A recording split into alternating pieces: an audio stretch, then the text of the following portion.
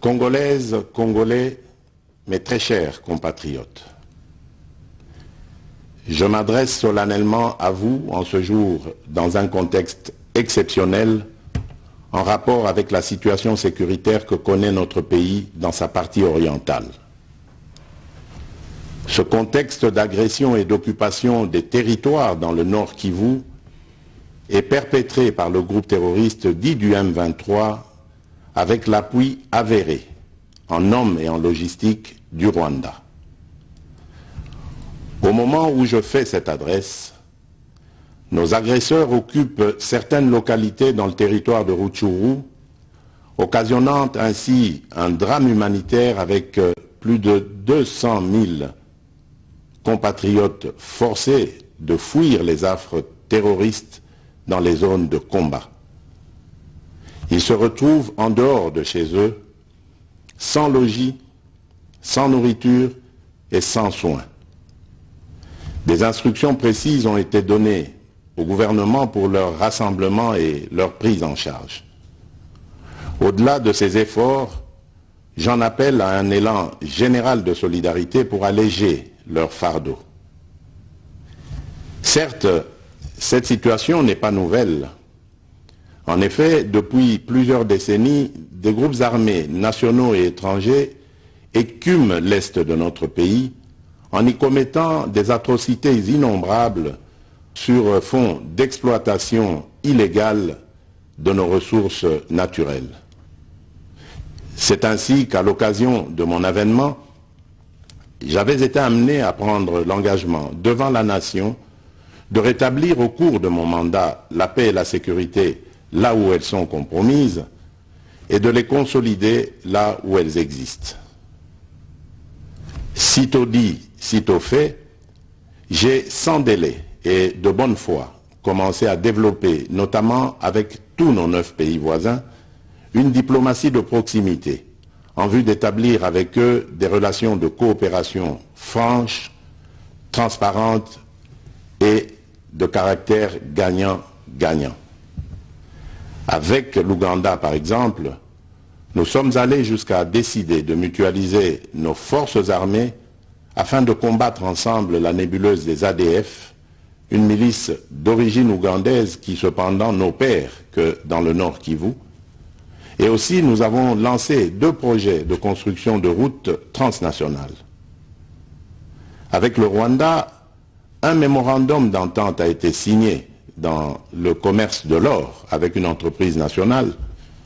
Une ligne aérienne a été ouverte à la compagnie nationale rwandaise dans notre pays et un accord de non-double taxation a été signé. Malgré cela, ce pays va nous surprendre en réactivant les terroristes du M23. Alors qu'il avait été défait par les armes en 2013, le M23 va refaire surface en prenant notre armée à court, notamment à Bunagana, cité qu'il occupe depuis le 13 juin 2022.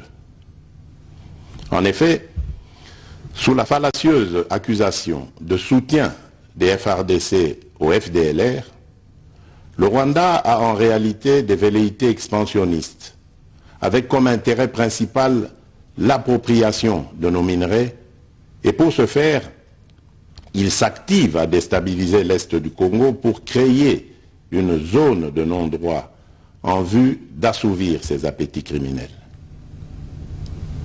Pour faire face à cette situation, 2 options s'offraient à nous, la diplomatie ou la guerre. J'ai résolu de privilégier la première option, quitte à en venir à la seconde, faute de résultats. L'option diplomatique a donc été mise en œuvre.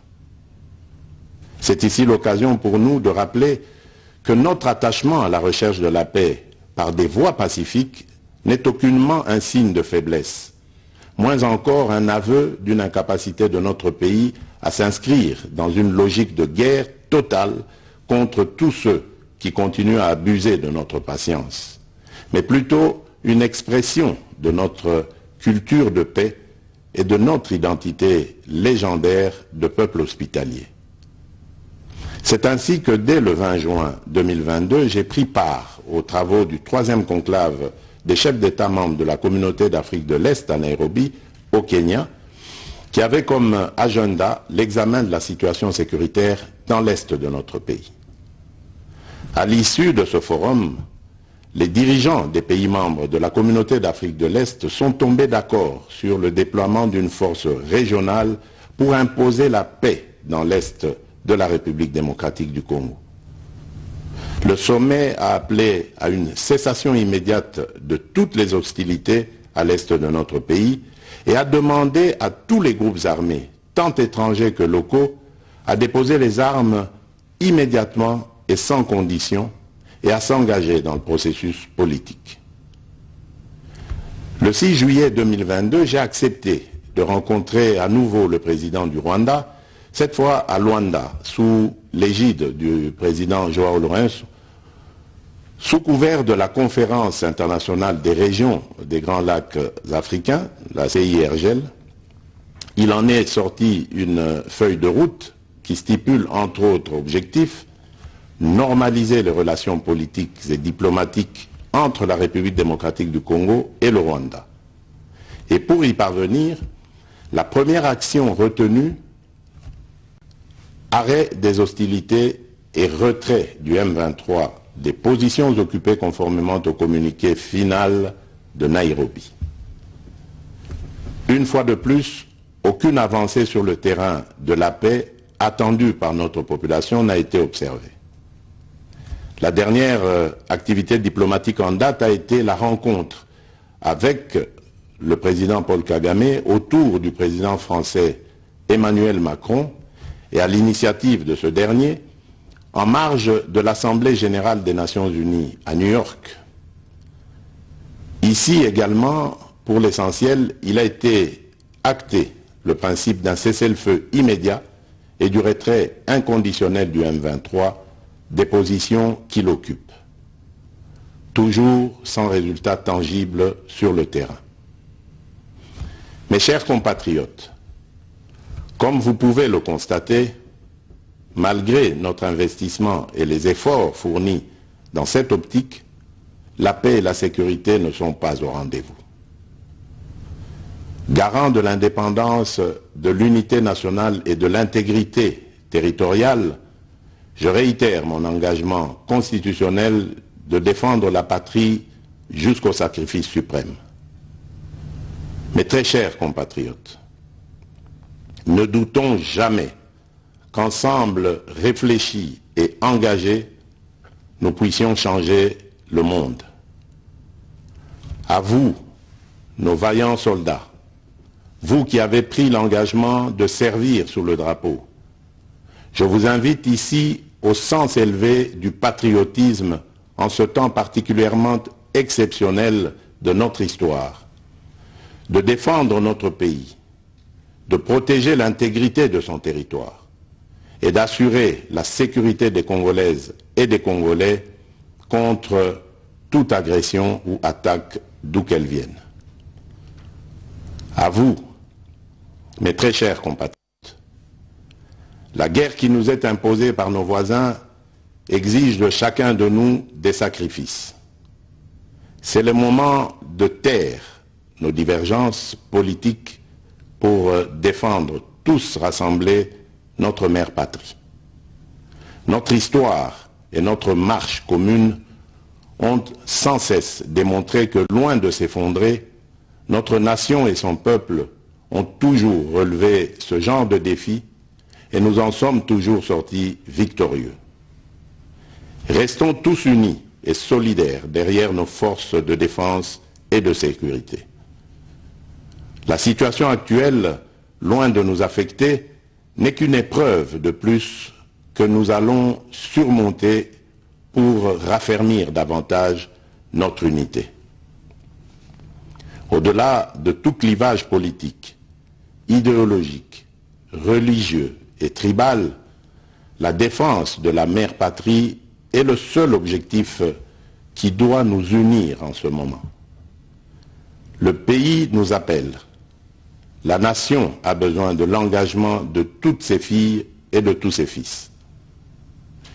Je vous appelle à ne pas céder aux propos xénophobes et autres discours de haine ou de stigmatisation des communautés rwandophones, dont l'asservisseur se sert pour faire du chantage et de la manipulation.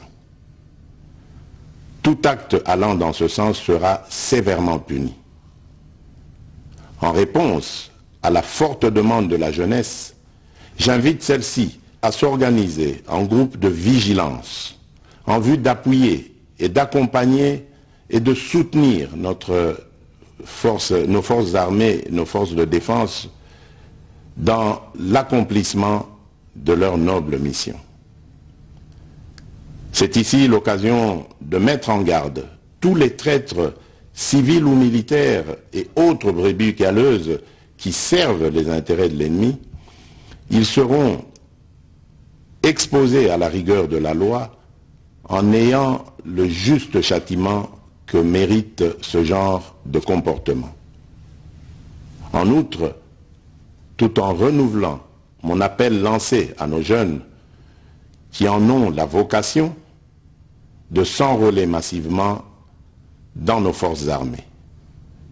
Je réitère l'instruction faite au chef d'état-major général d'accélérer à cet effet la mise en place de centres de recrutement à travers les 26 provinces que compte notre pays.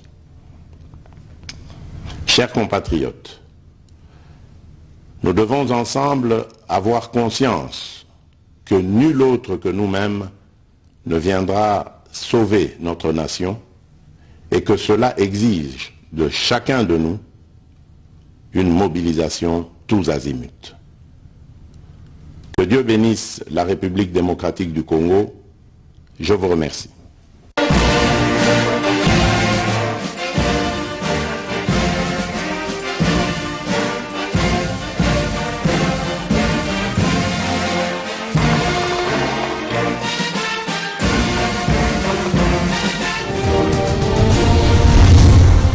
Congo Avenir. Mboka ya Bakongo.